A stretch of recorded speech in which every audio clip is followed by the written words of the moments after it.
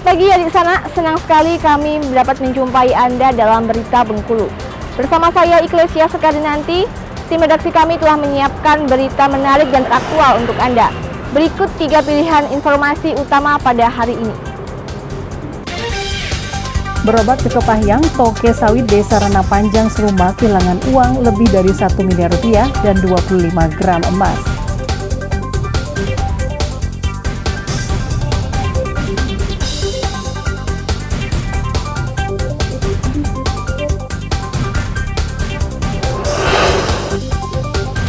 Polisi Rejang Lebong selidiki penyebab kecelakaan beruntun di Desa Cahaya Negeri yang merenggut 1 korban jiwa.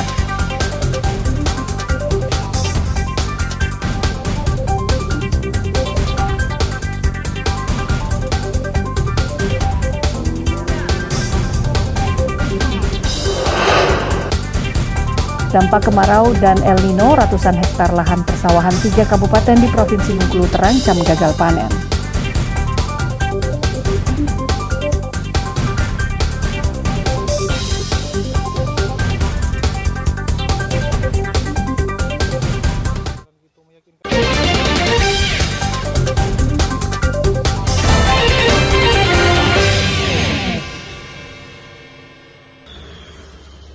Nasib naas dialami oleh seorang toke sawit, Nazurdi alias Edi, warga Desa Rana Panjang, Kecamatan Lubuk Sandi, Kabupaten Seluma, Rabu pagi.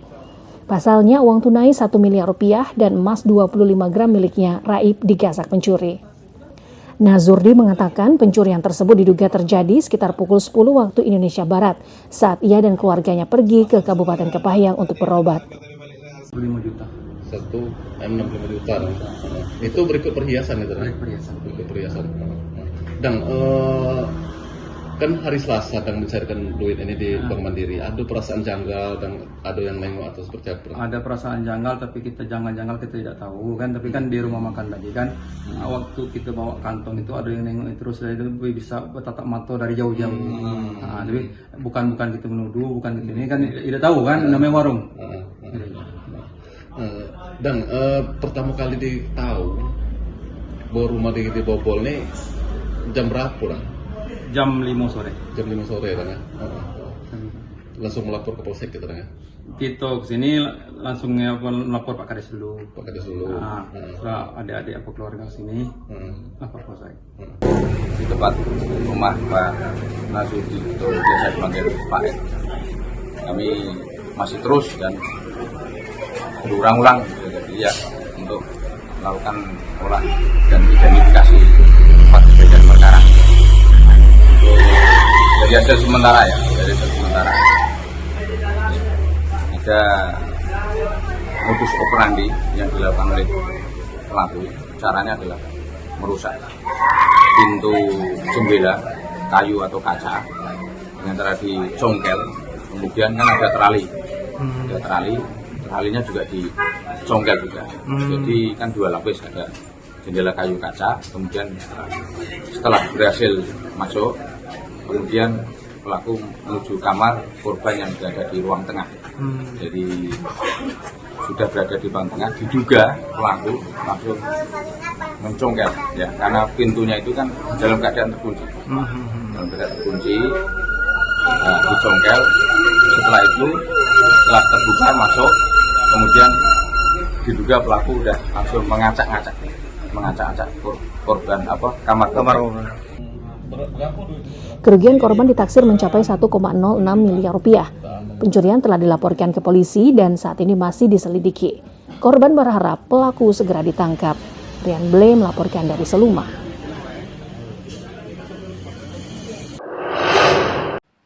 Komplotan curanmor kembali beroperasi di Kota Bengkulu. Kali ini di Jalan Kalimantan, Kelurahan Rawamakmur, Kota Bengkulu. 1 unit sepeda motor milik Fitri Wahyuni yang sehari-hari berprofesi sebagai dosen perguruan tinggi swasta ini sekitar pukul 5 pagi raib. Menurut keterangan suami korban, saat kejadian ada 3 unit sepeda motor yang terparkir di teras rumah. Pelaku masuk melalui pintu pagar yang tidak terkunci, karena ayah mertuanya saat itu pergi ke masjid untuk menunaikan sholat subuh. Pelaku yang diduga telah mengetahui situasi lalu masuk ke halaman dan mengambil 1 unit sepeda motor Matic. Berapa motor gitu bang? 3 motor ya bang, bercitang semua berarti gimana bang? Kalau kedengaran kita gimana? Ya sekitar subuh lah, tapi orang udah pada tidur semua kan. Ini kita tidur semua di belakang, jadi depannya kosong. Kosong ya bang, baru kita ya. Itu katanya bapak sempat keluar untuk sholat ya bang? Ya, itu ya? Bapak biasa keluar sholat ke masjid. Jadi pintunya kadang nggak ketutup, karena kalau ayah keluar tuh pintu udah dikuncikan, udah pagi juga kan. Dugaannya orangnya sudah tahu itu ya bang, ya mungkin kita nggak bisa ya, nggak bisa curiga siapa-siapa lah. Kita udah serahin semua ke polisi. Nggak ada CCTV bang di sini bang? Nggak ada, itu masalahnya.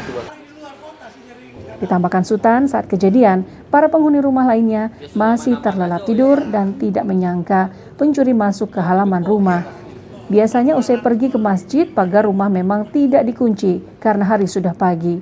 Akibat kejadian ini, korban menderita kerugian hingga 19 juta rupiah. Kasus ini telah dilaporkan ke polisi dan masih diselidiki. Tim Liputan melaporkan dari Kota Bengkulu. Satuan Lalu Lintas Polres Rejang Lebong hingga saat ini masih mendalami penyebab pasti kecelakaan beruntun yang melibatkan truk bermuatan makanan ringan dan 5 kendaraan lainnya di Jalan Raya Desa Cahaya Negeri, Kecamatan Sindang Kelingi, Kabupaten Rejang Lebong, Selasa pagi sekitar pukul 7.20 waktu Indonesia Barat lalu. Kasat Lantas Ibtu Melisa mengungkapkan, sejauh ini pihaknya telah memeriksa Hanafi, sopir truk tronton penyebab kecelakaan yang merenggut 1 korban jiwa tersebut. Selain itu, pihaknya juga telah memanggil sejumlah saksi untuk dimintai keterangan. Untuk mobil sendiri yang masuk ke jurang kemarin itu sudah dilakukan evakuasi untuk hari ini. Jadi evakuasi baru bisa dilakukan pagi tadi, dibantu oleh masyarakat sekitar dengan berkoordinasi dengan pemilik perusahaan mobil tersebut. Untuk saksi yang diperiksa, Bu? Saksi yang diperiksa ini masih kita panggil, masih dilakukan pemeriksaan. Kemarin sudah kita lakukan pemeriksaan terhadap supir maupun keneknya. Dan untuk hari ini dipanggil beberapa saksi yang melihat pada kejadian tersebut. Untuk supir masih sadar, Bu? Masih dalam keadaan sadar. Nggak ada ini patah tulang atau ya? Tidak, karena hanya mengalami lecet-lecet saja di bagian tubuhnya. Dirawat di mana, Bu? Untuk saat ini masih dilakukan pemeriksaan di ruangan, kita amankan di ruangan Gakum, belum dilakukan penahanan. Kecelakaan yang melibatkan 1 truk tronton bermuatan makanan ringan dan truk jungkit bermuatan material batu, serta 4 sepeda motor ini menggemparkan warga sekitar. Pasalnya, insiden tersebut tidak hanya merenggut 1 orang meninggal dunia, namun juga menelan 2 korban luka berat dan 4 orang menderita luka ringan. Selain itu, kecelakaan ini juga membuat sejumlah kendaraan rusak berat. Rizky Mardani melaporkan dari Rejang Lebong. Unit Tipikor Satreskrim Polresta Bengkulu terus menyelidiki penyebab ambruknya bangunan Kota Tuo yang juga difungsikan sebagai pencegah abrasi di muara sungai pantai Pasar Bengkulu. Penyidik Satreskrim Polresta akan mendatangkan ahli untuk mengecek bangunan yang ambruk tersebut. Kasat Reskrim AKP Samson Sosa Hutapea menyatakan penyelidikan ini masih berproses.